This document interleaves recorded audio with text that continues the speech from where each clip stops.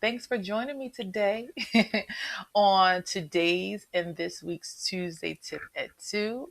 When I had the idea to come up with this topic, I was like, yes, this is a great topic to talk about. So we're going to comb through the pros and cons of buying a fixer upper. Okay, what are the benefits to buying a fixer upper? What and then so we're going to talk about the pros and cons of buying a fixer upper this week, and next week, okay, we're going to be talking about just how making sure that you are equipped if you do decide to buy a fixer upper. I'm gonna be pointing out some things, right, that you want to take into consideration.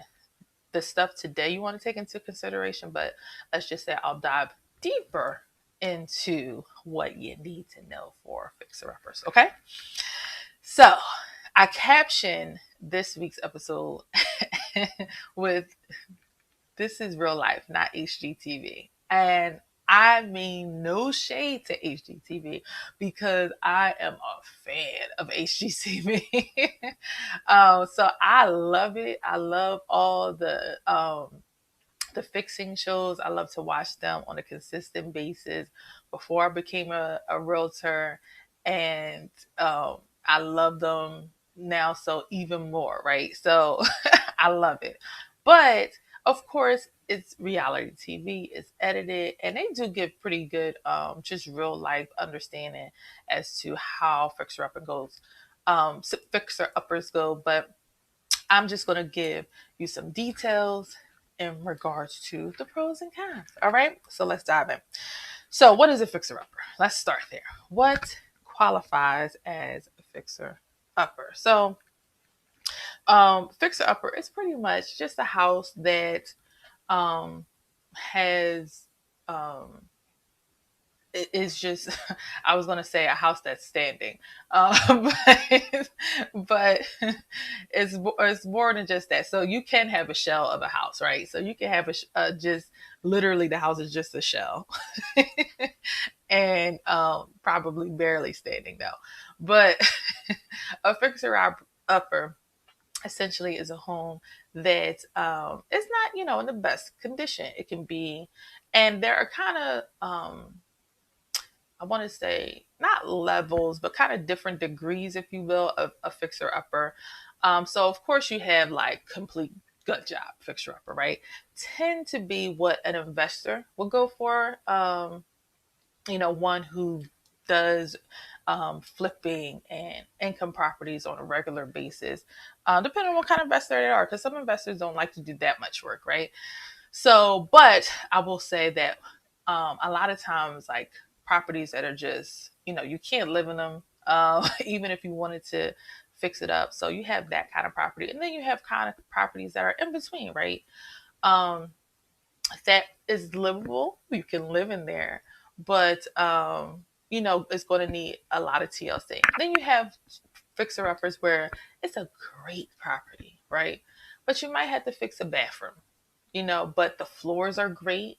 Most of the work is just cosmetic stuff. It has like central air, a good HVAC system, great bones, all that good stuff. So, and I would say a fixer upper like that is something that's great, right? Just something you need to do cosmetic wise. And even if you're doing the bathroom, it might be just more cosmetic, like changing out your what you call it, the sink. So changing your vanity, changing your sink, sprucing it up a bit to make it more modern and more of your taste. Those are some great uppers for those who intend on occupying the home or want to do a very easy rental property. Okay. Pros. A pro to getting a fixer upper is lower purchase price, of course, right? So a pro is that you're getting the type of house that you want for a little bit less money, right? And you can save some money in your pocket to either fix it up over time, right? When the tax season comes around, when you get your big bonus or commission or something like that, and be like, all right, we're going to tackle this project with the extra money we had or we put away and saved. Okay. So that's the beauty of it, right? And we're going to talk more about that lower purchase, why it's significant in 2 more seconds. We're going to talk about the cons, okay? So the cons is now you're getting a house for a lower price, right? A house that you would not typically, if it was completely done, be able to afford. But it's a possibility that you could go over budget in trying to fix up the house, right? Budgeting can be tough, right? So you may not foresee some issues happening. And a lot of times, even if you watch HGTV shows, stuff comes up in the budget and you're like, we didn't plan for this. Now, hopefully, you had some cushion money, some reserve, you overestimate things. So in case something does come up, you can use that reserve. You already accounted for that. Renovations can be expensive, right?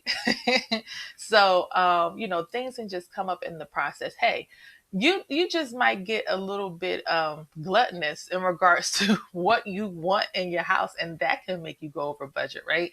So you can say, hey, no, I don't like this fixture. I want this fixture.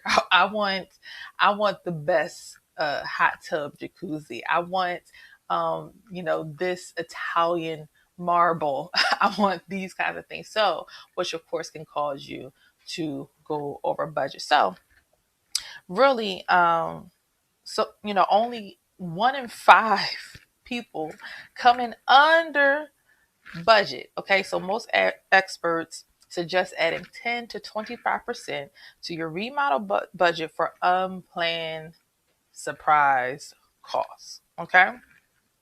So, unexpected things that can happen, like asbestos in the subfloor, resulted in paying for new flooring, okay, or removing wallpaper or drywall only to find rot in beams, okay.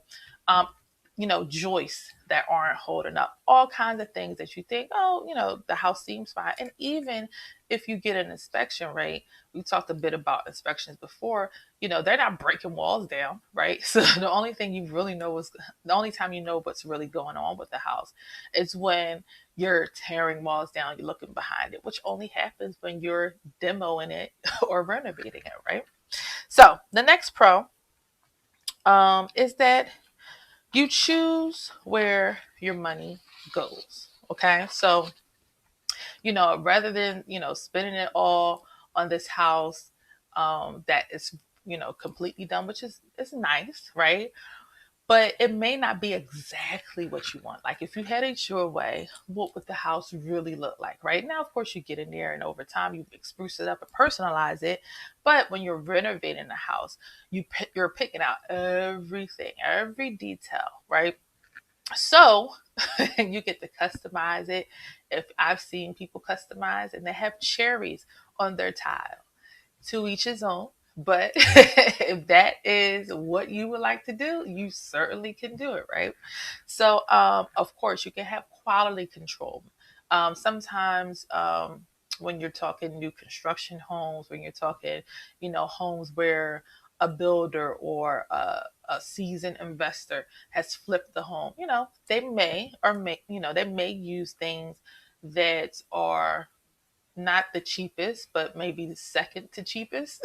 So depending, on the builder or the investor, right? So when you're getting a fixer upper, you're doing renovations, you get to customize it to what you want, right? If you want to spend more in one area and spend less than the other to balance that budget out, you can absolutely do so, and you can make that call yourself instead of somebody making it for you. Okay, so I said that as a pro. Perfect. Another pro is there's less competition. So a lot of times, there are homes that just sit on the market, right? They're kind of, again, they're those in between homes.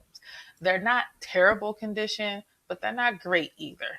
And most buyers want something where they don't have to worry about it. Most buyers want something that they can just move right on in, especially if you have children and things of that nature. Listen, you don't want to have to think about it. And maybe it's it's buyers that have done projects before in the past. They've gone through and they're like, I just rather not. At this stage, I'm not looking for a project. I just want to move right on in. I'm on a time crunch. I just want to focus my attention elsewhere. So I'm not interested in a fixer upper.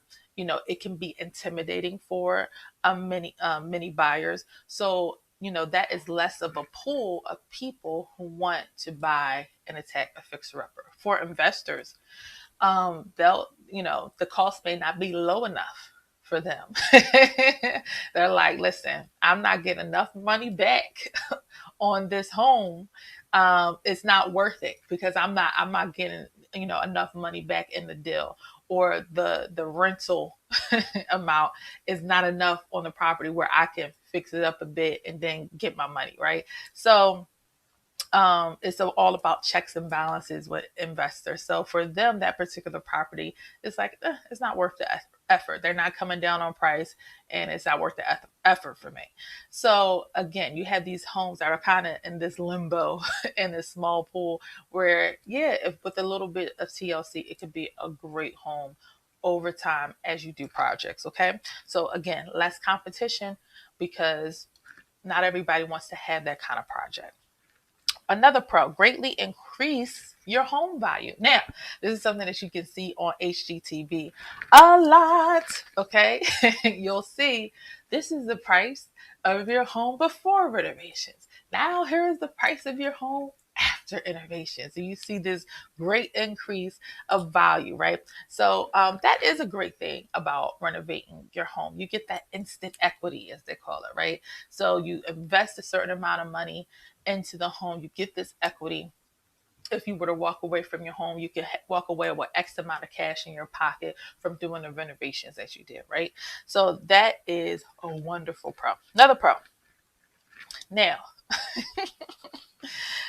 this is the pro which kind of piggybacks off of the first pro I gave you, which was lower purchase price. So you have a lower purchase price for a home. Another pro that could be in a better neighborhood, in a neighborhood that you particularly want to be in, right? It's like, I want this neighborhood so bad. And for some reason, the homes that where it's completely done, completely renovated, it's this out of my price range, right? So if I get this fixer upper that's within my price range, that either over time or I have enough savings where I can do the renovations myself, right? So that is a wonderful, wonderful thing. Getting a fixer upper will help you be able to afford to get into community that you may not have been able to afford if you get a top notch, completely done house. Okay. A con, money. Money, money, money, money. Okay, money. You can run out of money. That's not a good thing. It's not a good thing to be in the middle of a construction zone and run out of money. I'm going to talk more about the money thing next week for the part two. But yeah, money. Money, of course, can be an issue. Again, it coincides with budget as well, and all that good stuff. But you don't want to just continue to hemorrhage money while you're working on a fixture upper. Or you might think, I got to save X amount of money to do these renovations. Well, we're going to talk about different mortgages a little bit next week that can allow you to buy a fixer upper, as well as pay for your renovations, and that is lumped into your mortgage, both of those costs. Okay, so but we're going to talk about those kinds of things more.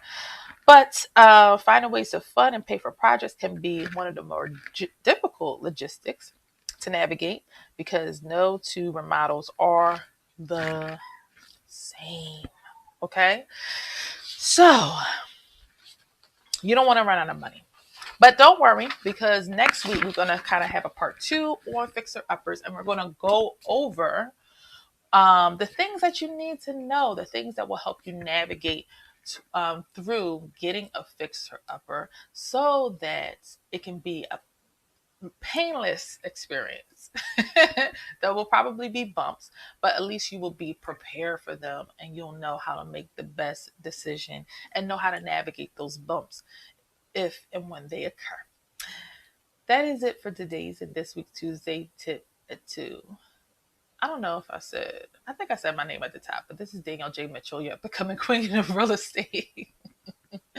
And thanks for joining me today. Listen, if you need a free consultation, if you want to talk about selling, if you want to talk about buying, if you want to talk more in depth about getting a fixer upper or any home, or even selling a home. Maybe you want to sell your home. You know it's a fixer upper. You know it's a little bit dated, but you still want to get it on the market. That is okay. We can have a conversation about it. You can go to bit.ly forward slash, it's my little light in the way. It is. It's in the way a little bit. Bit.ly forward slash DJM consult. Again, bit.ly forward slash DJM consult. And we can talk about it. Thanks again for joining me for today's Tuesday tip at 2. And listen, if you're enjoying this, please share, please comment. If you have any questions, you can leave it in the comments. You can, of course, contact me in any way, shape, or form. If you would like to discuss more about your real estate endeavors, possibilities, and all that good stuff. Bye-bye. I will talk to you soon. And remember, there is no place like home, and there is no place like home buying. Certainly no place like home selling. And adios.